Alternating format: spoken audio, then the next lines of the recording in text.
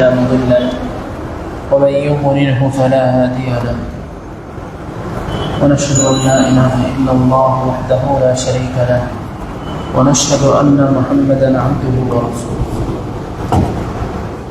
أما بعد فأعوذ بالله من الشيطان الرجيم بسم الله الرحمن الرحيم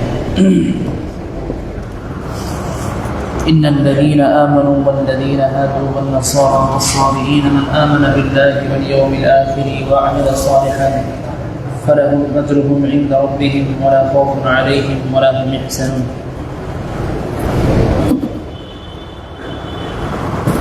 বিগত সপ্তাহে আমাদের আলোচনা ছিল যে আয়াতে এই আয়াতের মধ্যে আল্লাহ তাআলা যে সমস্ত মানুষদেরকে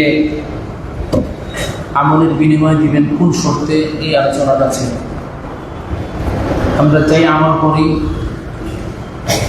আমলের বিনিময় তখন মিলবে যখন আমার এর সাথে ঈমান থাকবে, আর ঈমানহীন আমল আল্লাহ তাআলার সামনে এটা গ্রহণযোগ্য না। মানুষ যদি ঈমানদার হয় প্রত্যেকটা তার আমল প্রত্যেকটা কথাবার্তা প্রত্যেকটা আল্লাহ তাআলার সামনে বিনিময় আছে। আর যারা ঈমানদার না বেঈমান কাফির তারা যতই ভালো কাজ করুক আল্লাহ এর কোনো বিনিময় দিবেন না তাকে। আমাদের থেকেও বিভিন্ন পশ্চিমারা বিভিন্ন রাষ্ট্রের মানুষের কত ফায়দা করতেছে, মানুষের কত উপকার করতেছে, কিন্তু আল্লাহর সামনে তাদের কোনো বিনিময় নেই। কিন্তু মুসলমান যদি একবার তার ঈমান নিয়ে সুবহানাল্লাহ বলে, রাসূল ফরমান বহু পরিমাণ আমলের চেয়েও বেশি ওজন আল্লাহ তাআলা তার আমলে দিয়ে দেন।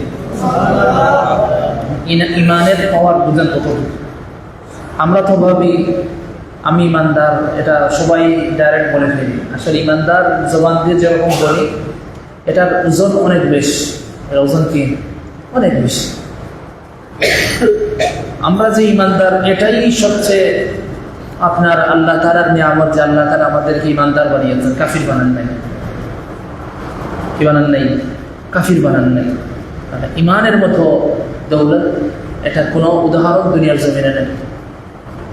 এই জন্য আমাদের আলোচনা ছিল ঈমান আপনার কয় কারণে ঈমান কবুল হয়, কতটা আপনার জিনিস থাকলে ঈমান আল্লাহ তাআলার সামনে গ্রহণযোগ্য হয়, গত সপ্তাহে আলোচনা।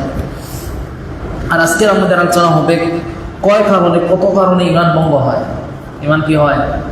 ঈমান ভঙ্গ হয়। অজু যখন আমরা করি অজুর কিছু ফরজ আছে, কিছু সুন্নাত আছে, কিছু মুস্তাহাব আছে। এই ফরজ যদি আদায় না করে অজু হয় না। আবার অজু ভঙ্গেরও কিছু কারণ আছে। অজু ভঙ্গেরও কি আছে? কারণ আছে। এরকম ঈমান ভঙ্গেরও কিছু কারণ আছে। আমরা তো ভাবি কি এই যে ঈমানদার, ঈমানদার বলতে আমরা কি বুঝি? এই তো আমাদের জানাজা একটা হবে, দুনিয়াতে আসছি, কেউ আযান দিছে এখানে, কেউ আযান দেয় নাই, আর মানুষ আমাকে মুসলমান বলে, এতটুকুই আমাদের ঈমানের পরিচয় না। মানুষ যেরকম ঈমানদার হয় তার ঈমানও ভঙ্গ হয় কিছু কারণে। এটা সবার জানা চাই। মুসলমান জানতে হবে, ঈমানদার জানতে হবে কোন কারণে আমার ঈমান নষ্ট হয়। কয়জনে জানে? কেউ জানে না। ঈমানটা যে আমাদের ভঙ্গ হয় এটা মারাত্মক স্পর্শকাতর জিনিস। এটা উদাহরণ দিই আপনাদেরকে। যে আপনার জমজমের পানি খুব মূল্য না, এটা যদি একটা কাঁচের গ্লাসে রাখা হয়, কাঁচের গ্লাস যখন ভাঙ্গে এই জমজমের পানির কোনো মূল্য থাকে, সব মাটিতে পড়ে যায়। তো ঈমানটাও আমাদের জমজমের পানির চেয়েও বেশি দামি। এটা খুব কাঁচের পাত্রের মধ্যে রাখা আছে, 19 থেকে 20 করে যদি ভাঙ্গে পুরা জিন্দেগির আমল শেষ। পুরা জিন্দেগির কি শেষ? আমল শেষ। একদম 60 বছর আল্লাহ তাআলার ইবাদত করলো, সিজদা দিল, যাকাত দিল, হজ করলো, আর একবার আল্লাহ তাআলার সাথে কুফরি করলো, শিরক করলো, 60 বছরের সমস্ত ইবাদত শেষ। সমস্ত ইবাদত শেষ। চিন্তা করে দেখেন ঈমানটা এত নরম, এত স্পর্শকাতর। বা যেভাবে আটার খামির থেকে চুল তুললে যেরকম আটার খামির টের পায় না, এরকম মানুষের ঈমান বের হইবে সে ওটার কথা। রাসূল ফরমান কিয়ামতের আগে এমন এক সময় আসবে, ইসবিহুর রাজুলু মুমিনান ওয়া ইউমসি কাফিরা। সকালে থাকবে ঈমানদার, বিকালে হয়ে যাবে কাফির।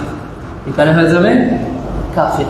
এই জন্য আল্লাহ তাআলার কাছে ফানা চাওয়া, আল্লাহ আপনি আমাদেরকে ঈমান যত কারণে ভঙ্গ হয় একটা কারণও যেন আমাদের থেকে প্রকাশ না পায়, এরকম আমাদেরকে চলার তৌফিক দান করুন, বলুন আমিন। এখন আসেন কিছু জিনিস এটা প্রত্যেকের জানা চাই। ঈমান আপনার কত কারণে ভাঙ্গে।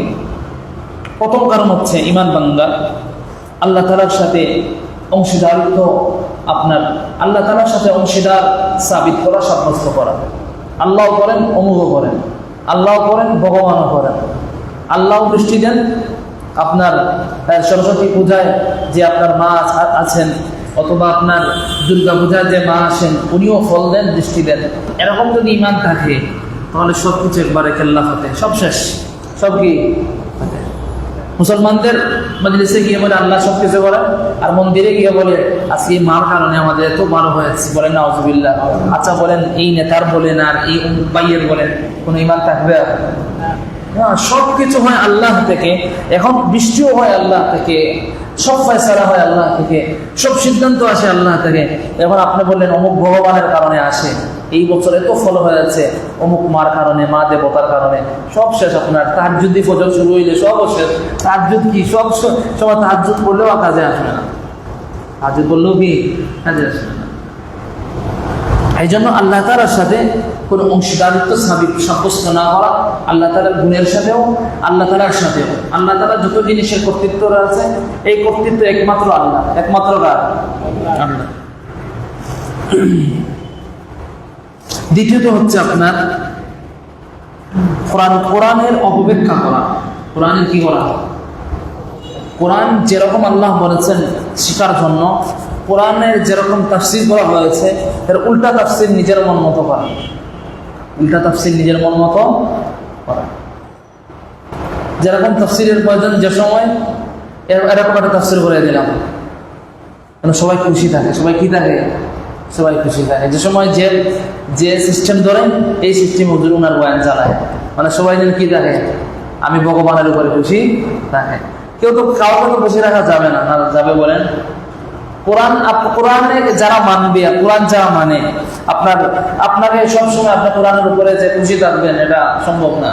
কোরআন আমি সবসময় বলি, পুরা কোরআনটা আল্লাহ তাআলা সাজিয়েছেন টক মিষ্টি ঝাল দিয়ে। কি দিয়ে? টক মিষ্টি ঝাল। কিছু বিধান খুব ঝাল, মানে মানুষ মানতেই চায় না। কিছু বিধান খুব টক, আর কিছু বিধান মিষ্টি। এই মিষ্টি বিধানগুলো মানার জন্য সব তৈয়ার, সব কি তৈয়ার।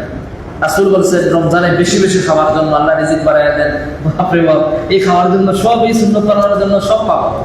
আর কত সুন্নত যে গেল, এগুলো কি কিনে, এগুলো খবর নেই। রাসূল বলছেন কুরবানি দেওয়ার জন্য, কুরবানি দিলে এই সওয়াব হয়, এই সওয়াব হয়, বাস। কারণ কুরবানি দিলে তো বুঝতে নিজে খাওয়া যায়, বুঝতো কি নিজে খাওয়া যায়। আর জাকাত দিলে যে যায়, জাকাতের বেলায় গেলে তার জাকাতের চিন্তা করে না, কি করে না। কিন্তু যে জাকাতও দেয় না, যে হজও করে না, যে আপনার অবৈধভাবে উপার্জন করে, অবৈধভাবে আপনার খরচ করে, সে দেখবেন কুরবানির বেলা সবার আগে। কারণ ডিপ ফ্রিজ তো আগেই তৈরি, আর এখানে তার সব ঢুকবে। এই জন্য এই মিষ্টি সুন্নত ধরছে। কি সুন্নত ধরছে? এই মিষ্টি সুন্নতটা ধরছে। মানে যে সুন্নত, যে কোরআনের আয়াত মানলে নিজের ফায়দা, এটা মানার জন্য সব তৈরি, সব কি তৈরি। আর যেটা মানলে একটু কষ্ট হয়, এটা আলোচনা করলে আছে, এখন একটা সময় হয় নাই। কি হয় নাই? সময় হয় নাই। মানে কোরআনের বিধান মানার জন্য মানুষের সময়ের প্রয়োজন। কিসের প্রয়োজন?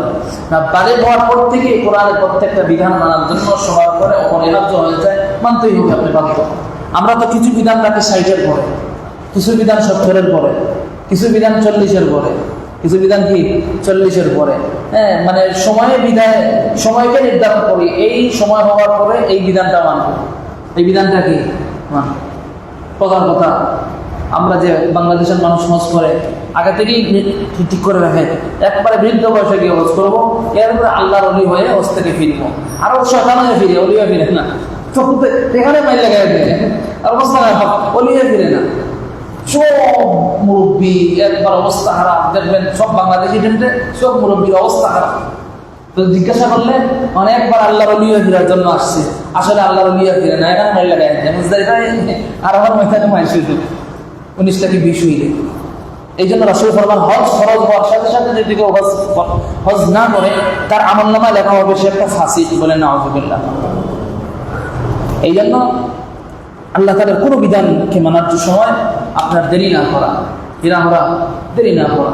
আল্লাহ তাআলা প্রত্যেকটা বিধান আমাদেরকে মানার তৌফিক দান করুন, বলুন আমিন। এই জন্য কোরআনের অপব্যাখ্যা না করা, কোরআন যেরকম ব্যাখ্যা দিয়েছে এরকম ব্যাখ্যা করা, কোরআনে যেরকম চুরির বিধান দিয়েছে, পরের চুরির বিধান এরকমই বলা। এখন কোনো মনের কোনো আপন মানুষ আসছে আপনার কাছে, এসে বলছে কোরআনে তো চুরির বিধান আছে, তো ওটাকে দেখো না কিছু করা যায় কিনা, এটাকে কিছু করা যায় কিনা দেখো, আমি তো এই সিস্টেমে চুরি করছি। তুমি যে সিস্টেমে চুরি করো, চুরি তো কি কলমের খোসা চুরি করো, আর ছোট ভাইয়ের দিয়ে চুরি করো, আর যেরকমই চুরি করো, চুরি তো কি, আর নিজের হাত দিয়ে চুরি করো। এখন পরে আমি তো যারা করি নাই, আমাকে তো আরেকজন দিছি না, তো হাত কাটা হবে কার, আমার কেন কাটা হবে? হ্যাঁ, মানে মুসিবত করে, আর যে ফতোয়া জিজ্ঞাসা এটা ওনাকে মুসিবতে ফেলায়। এই জন্য হচ্ছে কোরআন যেরকম ব্যাখ্যা দিয়েছে এরকম কি করা, ব্যাখ্যা করা, এরকম ব্যাখ্যা মানেও না। কথা বলে দেখেন, কোরআনে কারীমের বিধান হচ্ছে কেউ যদি কোনো তার স্ত্রীকে তালাক দেয় একতারা, তাহলে আবার নতুন করে বিবাহ করে, যদি আপনার ইদ্যত শেষ হয়ে যায় বিভিন্ন মাসালা, এক পথে এক তালাক দিলে আর দুই তালাক তাকে বিধায় সংসার করা যায়। এখন কিন্তু আমাদের বাংলাদেশের মানুষ কিন্তু গরম ডাইরেক্ট 3টা মারে, কটা মারে? একটা দিলে 3টা দেয়, দিলে কটা দেয়? 3টা দেয়। তালাক দিয়ে আসা বলে হুজুর আমি তার সাথে রাগ করে দিছি তালাক। আমি বললাম ভাই কেউ কি খুশি হয়ে বলে তালাক দিয়ে তো রাখবে না, তো দিছি তো 3টা। দেখেন না কোনো সুরত বের করা যায় নেই যে রাখা যায়, কি করা যায়? রাখা যায়। এবং তারা কোন সুরতে রাখাবেন? এখন বলে যে সেও তো ছাড়তে চাচ্ছে না, ও তো ছাড়তে চাচ্ছে না, কি করা যায়? একটা সুরত বের করে। হ্যাঁ, কোনো সুরত নেই। কিন্তু তালাকের পরে এক সুরত, এই মেয়েটার আরেক স্বামীর সাথে আরেকটা লোকের সাথে বিবাহ হবে, সে যদি তালাক দেয় আবার প্রথম স্বামীর কাছে আসতে পারবে না, হয় আর তার সাবেক স্বামীর করে সংস্কার করতে পারবে না। কিন্তু তখন অনেক মুফতির কাছে দৌড়ায় যে কোনো রকম যদি সুরত বের করা যায়। আবার বলে এটা আমি তালাক দিছি হুজুর, কিন্তু সে শুনে নাই। সে কি, সে প্রশ্ন নির্ধারণ করে আনে যে কয়েক প্রশ্ন, কোন প্রশ্নের উত্তরে যে হবে তালাক হয় নাই, 3-4টা প্রশ্ন সামনে রাখে। আমি তালাক দিচ্ছি, সে শুনে নাই। একটা কথা মনে রাখবেন, তালাক আপনার মুখ দিয়ে বের হলে গেলেই তালাক হয়ে যায়, সে শুনুক আর না শুনুক আর না শুনুক। এই জন্য তালাক নিয়ে কোনো ঠাট্টা বিদ্রুপ করবেন না। রাসূল ফরমান হাজলুহুন্না হাজলুন ওয়া জিদ্দুহুন্না জিদ্দুন, তালাক এমন এক জিনিস, কেউ যদি খুশি হাসি ঠাট্টা করে দৌড় তাহলে তালাক হয়ে যায়, তালাক হয়ে যায়। আর তালাক দেওয়ার পরে শয়তান মায়া বাড়ে যায়। শয়তান কি মায়া, আর এত মায়া বাড়ে, দুই সময় স্বামীর জন্য স্ত্রীর মায়া বাড়ে। একটা তালাকের পরে, আর একটা 2 নম্বর বিয়ে করার পরে। বিয়ে করার পরে আমার স্বামী, এর আগে আর আমার স্বামী বলে না, হ্যাঁ, আরেকটা বিয়ে করার পরে মাইল লাগাই দেয় 2 জন। বলছিল 2 সময় স্বামীদের মূল্য বাড়ে, একটা হলো 2 বিয়া, আর একটা হলো তালাকের পরে। হিসাব করা 2টা শয়তান বাড়ায়, 2টা কোন থেকে বাড়ায়? শয়তান বাড়ায়। তো এখন কোনো খবর নাই স্বামী, আরেকটা বিয়া যখন করে তো মারামারি শুরু করে দেয়, জামাই নিয়ে তার দাম বেড়ে যায়। বলছিল তোমাকে যদি বলে কোনো মূল্য না, একটা বিয়া করে দিতে, কি মূল্যটা বাড়ে তোমার? প্রতিদিন রাতে 2 জনে মার করবে তোমার, 2টাই মার করা শয়তান। এই জন্য কোরআনে কারীমের প্রত্যেকটা ব্যাখ্যা যেরকম আছে এরকম মানতেই হবে আমাকে। আমার বুঝে ধরো কোথাও বুঝে না ধরো, এখানে কোনো অপব্যাখ্যা করা যাবে না। কোরআনে কারীমের যেরকম জিহাদের বিধান রয়েছে, এই জিহাদের এটা আনতেই হবে আপনাকে। যেরকম কোরআনে কারীমের আপনার আল্লাহ আল্লাহ রাসূলের বিরুদ্ধে যারা থাকে তাদেরকে যেটা শাস্তি দেওয়া হয়েছে, এই বিধানটা সবাইকে মানতেই হবে। এক কথায় কোরআনের প্রত্যেকটা বিধান আল্লাহ ও আল্লাহ রাসূল যেভাবে করেছেন তাফসীর, এই তাফসীরটাই নিজেকে কি করতে হবে? মানতে। নিজের মন গড়া ব্যাখ্যা চলবে না, নিজের মন গড়া ব্যাখ্যা চলবে না। যদি কেউ মন গড়া ব্যাখ্যা করে তো তার ঈমান চলে যাবে, তাহলে তার কি চলে যাবে? ঈমান চলে যাবে। ঈমান যাওয়ার আরেকটা কারণ হচ্ছে আপনার কোরআনে কারীমের কোনো বিধান নিয়ে ঠাট্টা বিদ্রুপ করা। কোরআনে কারীমের কোনো বিধান নিয়ে ঠাট্টা বিদ্রুপ করা। এক কথার কথা, কোরআনে কারীমে আল্লাহ তাআলা অনেক বিধান দিয়েছেন। হাদিসের মধ্যে রাসূল করিম সাল্লাল্লাহু আলাইহি ওয়াসাল্লাম অনেক বিধান দিয়েছেন। আর আমরা কি করলাম? প্রত্যেকটা বিধানকে নিয়ে ঠাট্টা বিদ্রুপ করলাম। কথার কথা, কোরআনে কারীমের মধ্যে, হাদিসের মধ্যে রাসূল করিম সাল্লাল্লাহু আলাইহি ওয়াসাল্লাম দাড়ির বিধান দিয়েছেন। কিসের বিধান? দাড়ির বিধান। এখন যদি কেউ দাড়ি না ঠাট্টা বিদ্রুপ করে তাহলে তার ঈমান থাকবে, তাহলে তার কি থাকবে না? তাহলে তার ঈমান থাকবে না। কোরআনে কারীমের কোনো বিধান নিয়ে যদি কেউ খেলতামাশা করে তাহলে ঈমান থাকে না, ঈমান চলে যায়, সে মুনাফিক হয়ে যায়। সে কি হয়ে যায়? এমন মুনাফিক হয় যে নেফাকের কারণে তার ইমানটাই চলে যায়, ইমানটাই কি চলে যায়। এই জন্য কোরআনে কারিমের কোনো বিধান কিনে ঠাট্টা বিদ্রুপ করা যাবে। এই বিধান আপনার যে কথার বলার সামনে কুরবানি আসছে, কিছু আপনার কিছু শয়তান রূপী দরদি মানুষগুলো বলবে এত পশু কুরবানি করবেন, এত রক্ত ঝরাবেন, কি প্রয়োজন? কি কত বড় শয়তান চিন্তা করেন, তাকে কুরবানি করার দরকার তো একবারে হাত ভরা বন্ধ হয়ে গেল। তাকে কুরবানি করলে একবারে বন্ধ। হ্যাঁ, তো কুরবানির সময় আসলে গরু আমরা তার অবস্থা খারাপ মহব্বতে কিসে নাস্তিক মার্কা মুসলমান যেগুলো আছে বলে আবার মসজিদে আসে নামাজ পড়ে শুক্রবারে, কোনবারে শুক্রবারে আর ঈদুল আজহার জানাজার নামাজে আসে, এই দুই সময় তারা আসে, অন্য সাথে তাদেরকে নামাজে আর মিলে না। এই জন্য কোরআনে কারীমের কোনো বিধানকে নিয়ে ঠাট্টা বিদ্রুপ না করা। আরেকটা হচ্ছে ইমান চলে যাওয়া। ইমান চলে যাবে যদি কোনো মুশরিক আর কাফিরদেরকে মানুষ কাফির, সে যে কাফির এটা যদি না পাবে, এটা যদি কি হবে না, সে কাফির, সে মুশরিক, সে শিরিক করে, সে মন্দিরে যায়, আবার তাকে সে মনে মনে ভাবে না মানুষটা ভালো আছে, সমস্যা নাই, কে নাই, সমস্যা নাই, আমাদের মতো তো সে নামাজটা অন্য করে মন্দিরে যায়, সমস্যা নেই, কোনো সমস্যা নাই। মুশরিককে শিরিক যে করে তাকে বলতে হবে তুমি মুশরিক, কাফির যে করে তাকে বলতে হবে তুমি বিধর্মী। ডাইরেক্ট না বলেন, ভিতরে ভিতরে থাকতে হবে সেটা কাফির, সে আমার দুশ্মন, সে রাসূলের দুশ্মন, সে মুসলমানের দুশ্মন, সে ইসলামের দুশ্মন, সে সবার দুশ্মন, এটা মনে মনে থাকতেই হবে। আজকে 80 থেকে 60% মানুষ, 60 থেকে 70% কাফির মুশরিকদেরকে যেরকম ঘৃণা করার প্রয়োজন এরকম ঘৃণা করে না, এরকম কি করে না, ঘৃণা করে না। তাদেরকে ঘৃণা করা আবার হেদায়েতের দোয়া করা, হেদায়েতের কি করা, হেদায়েতের দোয়া করা। ইন্নামাল মুশরিকুনা নাজাসুন ফালা ইয়াকরাবুল মাসজিদাল হারাম বা'দা আমিহিম হাযা। কোরআনে কারীমে রব্বুল আলামিন ফরমান মুশরিকিনরা নাপাক, এটা দিল থেকে তুমি ঘৃণা করো, যেমন তুমি তোমার টয়লেটকে ঘৃণা করো, এটা ঘৃণা করো তুমি। কিন্তু বর্তমান সমাজ তাদেরকে ঘৃণার চোখে দেখে না, হুজুরদেরকে ঘৃণার চোখে দেখে, ছোট চোখে দেখে, তাদেরকে ঘৃণার চোখে দেখে না, তাদেরকে ঘৃণার চোখে দেখা আর হেদায়েতের দোয়া করা। যদি হেদায়েতপ্রাপ্ত হয়ে যায় আলহামদুলিল্লাহ, আর না হয় নাউজুবিল্লাহ।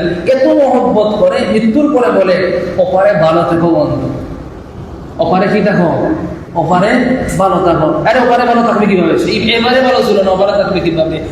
এইবারেই তো তার উপরে মুসিবত শুরু, জ্বালানো এখান থেকে তো শুরু হয়েছে। জ্বালায় না তাদেরকে, জ্বালায় টালায় দুনিয়াতেও আজাবটা শুরু করা যায়। আর ওপারে ভালো থাকবে কিভাবে? ওপারে শুধু নামমাত্র ইমানদাররা না, ওপারে যারা ইমান নিয়ে মৃত্যুবরণ হয় তারাই ভালো থাকে, আর বাকিরা কেউ ভালো থাকে কি থাকে না। গানগেরে পারাপা কিন্তু সব বরাবর, সব কি বরাবর। এই জন্য ওপারে ভালো থাকে বন্ধু। এরা যদি কেউ বিশ্বাস করে যে মৃত্যুর পরে কোনো মুশরিক, মৃত্যুর পরে কোনো কাফির, মৃত্যুর পরে কোনো হিন্দু, মৃত্যুর পরে কোনো বৌদ্ধ আপনার স্বর্গে থাকবে, শান্তিতে থাকবে, তারও ইমান নেই, তারও কি নেই, তার ইমান নেই। আর তাদের জন্য তো জান্নাত হারাম, এটা রাসূলের কথা। তাদের জন্য তো জান্নাত হারাম, এটা আল্লাহর কথা। এখন যদি আপনি বলেন না তাদের জন্য আরামের জায়গা আল্লাহ করবেন, তাহলে আপনারও ইমান নাই, কি নাই, আপনারও কি নাই, ইমান নেই। যেরকম দেখেন বড় বড় যখন কোনো মনীষী মারা যান, বিধর্মী, কিছুদিন আগে বললো না আপনার ফ্রান্সের কি পপ নাকি, তো প্রত্যেক বিশ্বের মানুষ গেছে, তো মুসলমান রাষ্ট্র যারা গেছে তারাও কি বিবৃতি দিছে, ওনার যেন একটা সামনের ভবিষ্যৎ, সামনেটা যেন ওনার ভালো হয়, সামনের জন্য কি হয়। তো সামনে তার ভালো হবে কিভাবে, এটা বলতেই হবে, না বললে হবে না। এখন যদি গিয়ে বলে জাহান্নামে জ্বলবে, কিছু করার নাই আমাদের, তো এই জন্য মুসলমান এগুলাতে যাওয়া জায়েজ না। মুসলমান এগুলাতে যাওয়া কি না, যদি করেই মারা যায় মুসলমান যাবে কেন? তো গেলে এটা বলতেই হবে যেন ওপারে উনি কি থাকেন, ভালো থাকেন, উনি যেন স্বর্গে থাকেন। উনি কোথায় থাকেন, স্বর্গে থাকেন। তাদের জন্য স্বর্গ নাই, তাদের জন্য স্বর্গ হারাম, তাদের জন্য স্বর্গ কি হারাম। জান্নাত আল্লাহ তাআলা নির্ধারণ করেছেন শুধু মুসলমানদের জন্য। তিলকাল জান্নাতুল্লাতী উরিসতুমুহা, জান্নাতকে তো আমি বলেছি জান্নাতের উত্তরাধিকারী বানিয়ে দিয়েছি মুসলমানদেরকে, ইমানদারদেরকে। তো তাদেরকে কিভাবে বলবেন যে আপনার তারা ওখানে ভালো থাকবে? আল্লাহ তাআলা আমাদের কাফিরদেরকে, মুশরিকদেরকে দ্বীন থেকে ঘৃণা করার তৌফিক দান করুন, বলুন না। আরেকটা হচ্ছে আপনার ঈমান ভঙ্গ হওয়ার আরেকটা কারণ হচ্ছে মুহাম্মদ সাল্লাল্লাহু আলাইহি ওয়াসাল্লামের যতটা বিধান আমাদের সামনে বলে গিয়েছেন, প্রত্যেকটা বিধানকে যদি পেশ করার পরে সেও যদি এটাকে প্রত্যাখ্যান করেন, মানে না, তার ঈমান থাকে না, তাহলে কি ঈমান থাকে না। রাসূল কোনো ফয়সালা করেছেন, রাসূলের কোনো ফয়সালা দেখা গেছে হাদিসের মধ্যে, কোরআনের মধ্যে, আমাদের সামনে পেশ করা হয়েছে, আপনারা ফরান রাসূলের ফয়সালা, আর আপনি একটা ফয়সালা করেন সুন্দর করে, যেটা সব দিকে মিলে, সব দিকে কি উভয়টা বাসে, এরকম একটা ফয়সালা করেন, তারা ইমান থাকবে না। রাসূল করিম সাল্লাল্লাহু আলাইহি ওয়াসাল্লাম একবার একটা ফয়সালা করছেন, মুসলমান আর ইহুদি দুইজনকে রাসূলের সামনে বিচার দিচ্ছে। তো রাসূল বিচার করতে গিয়ে দেখছেন ইহুদির পক্ষে বিচারটা গেছে, ইহুদির পক্ষে বিচারটা গেছে। তো রাসূল সাল্লাল্লাহু আলাইহি ওয়াসাল্লাম ইহুদির পক্ষে বিচার করছেন। তো এই মুসলমানের এটা পছন্দ হয় না যে আমি আসলাম, আমি ওনাকে মানি, ওনার উপর ঈমান আনলাম, আর বিচারটা করলো ইহুদির পক্ষে। গেছে ওমর রাদিয়াল্লাহু আনহু কাছে। ওমর রাদিয়াল্লাহু আনহুর কাছে যাওয়ার পর কি ওমর রাদিয়াল্লাহু আনহু গিয়ে বলল, হে ওমর, আমি তো গেছিলাম রাসূলের কাছে, এই ইহুদিকে নিয়ে একটা সমস্যা হয়েছে আমাদের জায়গা নিয়ে, রাসূল ওনার পক্ষে ফয়সালা করছেন। তো ওমর বললেন, এখন তুমি আসছো কেন আমাকে বলো? যে আসছি এই জন্য, আপনি একটা ফয়সালা করার জন্য, ফয়সালাটা আমার পক্ষে আস, ফয়সালাটা কি আমার পক্ষে আস। তো ওমর বললেন, আচ্ছা আমি ফয়সালা করবো, একটু দাঁড়া। ওমর রাদিয়াল্লাহু আনহু গেছেন করে যে তরবারি এনেই গর্দান উড়াইয়া দিয়েছেন, এটা হচ্ছে আমার ফয়সালা, এটা হচ্ছে কি আমার ফয়সালা। রাসূলের সিদ্ধান্তকে তোমার মানতে ভালো হয় না, এটা আমার ফয়সালার উপরে, আর আমার ফয়সালা হচ্ছে রাসূলের বিধানকে যারা মানে না, সেই ইমান না, সে ইমান চলে যায়, তার গর্দান উড়াইয়া দেওয়া। এখন তো বিচার মাসছে মদিনায়। এখন এই যে মুসলমান যিনি ওনার পুত্রের মানুষ করলেন, ইয়া রাসূল, আপনার কাছে এরকম কেন ওহী আছে যে ওহীতে বলা হয়েছে আপনার ফয়সালা না মানলে ঈমান চলে যায়? এর কোনো বিধান নাজিল হয় নাই। তখন তো রাসূলের পেরেশানি, আল্লাহ তাআলা জিবরিলকে পাঠাইছেন একটা আয়াত নিয়ে, ফালা ওয়া রাব্বিকা লা ইউমিনুনা হাত্তা ইউহাক্কিমুকা ফীমা শাজারা বাইনাহুম। মুহাম্মদ, তোমার রবের কসম, তোমার ফয়সালা যারা মানে না সে ঈমানদার না। রাসূল সাথে সাথে বলেন, হ্যাঁ এই মাত্র আয়াত নাজিল হয়েছে, আমার ফয়সালা না মানলে তার ঈমান নাই। ওমরের ফয়সালাটাই সঠিক, তার গর্দান উড়াইয়া দেওয়া। বলে সুবহানাল্লাহ। তো ওমর খুব চিন্তা করছেন, রাসূল আসছেন, রাসূলকে লা ইলাহা ইল্লাল্লাহ মুহাম্মাদুর রাসূলুল্লাহ, আল্লাহ ছাড়া কোনো মাবুদ নাই আর মুহাম্মদ রাসূলুল্লাহ ছাড়া কোনো নবী নাই, আর দুইজনের কথাই চলবে। যেহেতু মানে নাই, ওমরের ফলাফল হইছে তার গর্দান উড়াইয়া দেওয়া। ওমর বিধান ছাড়াই গর্দান উড়াইয়া দিয়েছে, আর ওমরের পক্ষেই এই আয়াত নাজিল হয়েছে, তোমার গর্দান উড়াইয়া দেওয়া। আল্লাহর উপরে এত খুশি হয়েছেন, আল্লাহ এই মাত্র আয়াত নাজিল কইরা, এটা হচ্ছে সূরা নিসা 65 নম্বর আয়াত। এই আয়াত নাজিল করে আল্লাহ জানাইয়া দিলেন, ওমর তোমার উপর আল্লাহ খুশি, আর তোমার ফয়সালাকে সামনে রেখে আল্লাহ আয়াত নাজিল করছেন। নিবাস আর আমরা দেখি, আচ্ছা আমার মসজিদ দেখে এটা মিলিয়ে ফেলে দেই না, হ্যাঁ মিলিয়ে ফেলে দেই। ইসলাম মিলিয়ে ফেলেন, ইসলাম হচ্ছে যার পক্ষে বিচার তাকে ফয়সালা দিতে, যার পক্ষে বিচার। রাসূল ইহুদির পক্ষে দিচ্ছেন, তার হক, তার কি হক। আর আমরা কি, আমার দল করবে সব আমার, আর আমার দলের বিরুদ্ধে তোমার কিছু নেই, সব আমার। সব কি সাময়িক, 5 বছর আমার, 10 বছর তোমার, 15 বছর আমার, আর আবার 5 বছর আমার তোমার দিয়ে চলতেছে। এই জন্য আমাদের গোলামের যে জিনজির, আমরা গোলামের জিনজির থেকে বের হতে পারছি না। একটা পর একটা গোলামরা আসে, কেউ করে ছোট কাফিরের গোলামি, আর কেউ করে বড় কাফিরের গোলামি, কেউ করে পূর্বের গোলামি, আর কেউ করে পশ্চিমের গোলামি। এই মানে গোলামের জিনজিরেই আছি আমরা, একটা যায় আরেকটা বড় গোলাম আসে, মানে গোলামির ভিতরেই আমরা আছি না। গোলামি থেকে বের হয়েছে বলেন, বের হচ্ছে না, মানে গোলামের মধ্যেই আছি এখন। আগেরটা ছিল ছোট গোলাম কোয়ালিটির দিক দিয়ে, আসছে বড় গোলাম। কি আসছে? বড় গোলাম। এমন বড় গোলাম আসছে, আইয়া এটাই বাস্তবায়ন করতে যাচ্ছে, যৌনকর্মীদেরকেও কি দাও, তাদের শ্রমের মর্যাদা দাও। বলে নাউজুবিল্লাহ। যৌনকর্মীদেরকে কি দাও, এত মেহনত করতেছে, আর বিনা খরচে বিনা মোহরে, তাদেরকেও শ্রমের কি দাও, মর্যাদা দেও। এইটা বাস্তবায়ন হয়ে গেলে আমার যখন মেয়ে দিবসে তারা এসে কি করবে, মিছিল মিটিং করবে, আমাদের মূল মর্যাদা দাও। নাউজুবিল্লাহ বলেন। তো কোন গোলামের জিন্দির থেকে বেরিয়েছি আমরা? মানে গোলাম, আমাদের ইমামরা গোলামই আছে। এই জন্য মানুষ যতক্ষণ পর্যন্ত আল্লাহ দেওয়া বিধান, আল্লাহর দেওয়া চাওয়া, আল্লাহর দেওয়া, রাসূলের দেওয়া রেখে যাওয়া তরিকা কোনটাকে সামনে না নিবে, সামনে না ধরবে, এটাকে ফলো না করবে, এই গোলামের জিন্দিরই থাকবে। রাসূলের প্রথম টার্গেট ছিল পুরা সৌদি, পুরা আরবকে যেন কাফির কুফফারদের গোলামি থেকে বের করে আনতেন। এটা ছিল রাসূলের প্রথম মিশন। আসলে কি মিশন? প্রথম মিশন। আর আমাদের মিশন কি? যে যত বেশি গোলামি করতে পারবে তার তত বেশি পাওয়া, তার তত বেশি পাওয়া। আল্লাহ আমাদেরকে হেফাজত করুন বলে না। ইমান চলে যাওয়ার কারণে যদি কেউ কাউকে জাদু করে, কুফরি জাদু, এমন জাদু করলো সে মারা গেল, এমন জাদু করলো সে মারা গেল, তার ইমান চলে যায়, তার ইমান কি চলে যায়। এই জন্য জাদু টুনা এগুলো না যায়, যেগুলো করা যাবে না। ইমান চলে যাবে আরেক কারণে, যদি কেউ কাউকে দিন ও শরীয়তের ঊর্ধ্বে মনে করে, যে আমার মাঝভান্ডারের বাবা, উনি আমার সব, উনি আমার সব কিছু, উনি ছাড়া কেউ বুঝে না, উনি ছাড়া কি আল্লাহ রাসূলও বুঝে না, বাবার সামনে দরগা সাগরের সামনে আল্লাহ রাসূলও বুঝে না। মানে মসজিদ থেকে কাবা থেকেও বেশি গুরুত্ব দেয় মাজারকে। মসজিদ থেকে বের হয় পিছন দিয়ে, আর মাজারে বের হয় পিছন দেয় না। যদি পিছন গেলে নারাজ হয়ে যায় বাবা, বাবা তো মারা, বাবা তো কি, বাবা তো ভিতরে মরা, বেরোইতেছে উল্টা। আর মসজিদ থেকে বের হয় কেবলার পিছন দিয়ে, কেবলার কি দিয়ে, পিছন দিয়ে, এটা কোনো গুনাহ না। তো এখানে বের হওয়ার সময় আদব দেখায় না, আর আদব দেখায় কোথায়? মৃত্যু এক মানুষের সামনে গিয়ে বের হওয়ার সময় দেখবেন পিছনে পিছনে বের হয়, সিঁড়ি থেকে নামার সময় উল্টা বের হয়, যদি বাবা নারাজ হয়ে যায়। বাবা তো মরা, কি করবে? শাহজালালের কিছু শক্তি আছে করার, শাহপরানের কোনো শক্তি আছে করার?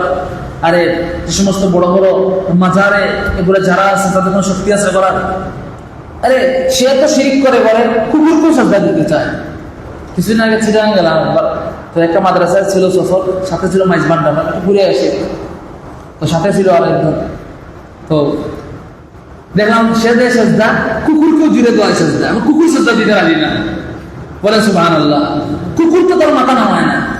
বললাম হ্যাঁ, কুকুর তার রবকে চিনছে, সে তার রবকে চিনে না। আজীব বিষয়, ভিডিও করতে পারে নাই, বের করতে করতে কুকুরও চলে গেছে, কেউ চলে গেছে, রেডি হইতে হইতে কুকুরও শেষ, সেও শেষ, মানে শুধু শেষ নামাজ শেষ। শুধু যাইয়েন, যদি কোনোদিন যান এই শিরকগুলো দেখলে বিশ্ব কত শরীরে আপনার গায়ে লাগবে যে শিরিক, কত জঘন্য শিরিক আল্লাহর জমিনে হয়। মানে সেও সাজদা দিতেছে, কুকুর উপর দানা দিয়ে এরকম মারে ধাক্কা। কুকুর তো মাথা নয় না, কারণ প্রত্যেকটা প্রাণী ইমানদার, বলে সুবহানাল্লাহ। মানুষ ছাড়া প্রত্যেকটা পশু পাখি ইমানদার, আল্লাহ তাআলার তাসবিহ জপে, আল্লাহ তাআলার উপর ঈমান আনে, আল্লাহ তাআলাকে সিজদা দেয়। এটা কোরআনে কারীমের আয়াত, আলাম তারা আন্নাল্লাহা ইউসাব্বিহু লাহু মা ফিস সামাওয়াতি ওয়াল আরদি ওয়াত তায়রু সাফফাত। আসমান ও জমিনে যত পশু পাখি আছে সবগুলো আল্লাহ তাআলার তাসবিহ জপতেই থাকে, মানে সব ইমানদার। এই জন্য কুকুর মাথা নয় না। তো আমি দেখলাম আর চিন্তা করলাম, ইন্না লিল্লাহ, সে দিতে দিচ্ছে, কুকুরকে মারে। কুকুর বলে আমি দিব না, কুকুরের বাচ্চা তুই দিতে। হ্যাঁ, এই জন্য আল্লাহ কোরআনে কারীমে বলেন, ইন্না শাররাদ দাওয়াবি ইনদাল্লাহিল্লাযীনা কাফারু। একটা কাফির, একটা মুশরিক কুকুর থেকেও খারাপ।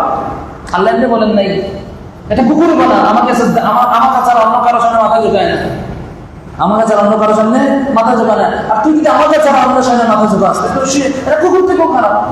তখন আমার আয়াত মনে হইল, আল্লাহ তো সুন্দরই বলেছেন যে কুকুর একটা নিকৃষ্ট প্রাণী, সবচেয়ে খারাপ প্রাণী তো খুব খারাপ, যারা আল্লাহ তাআলার সাথে কাউকে শরীক করে, আল্লাহ তাআলা কাউকে সাজদা দেয়। এই জন্য আল্লাহ তাআলা আমাদের প্রত্যেককে যে সমস্ত কারণে ঈমান যায় এগুলা থেকে হেফাজতে তারা তৌফিক দান করুন। ওয়া আখিরু দাওয়ানা আলহামদুলিল্লাহি রাব্বিল আলামিন। সাল্লাল্লাহু আলাইহি ওয়া সাল্লাম।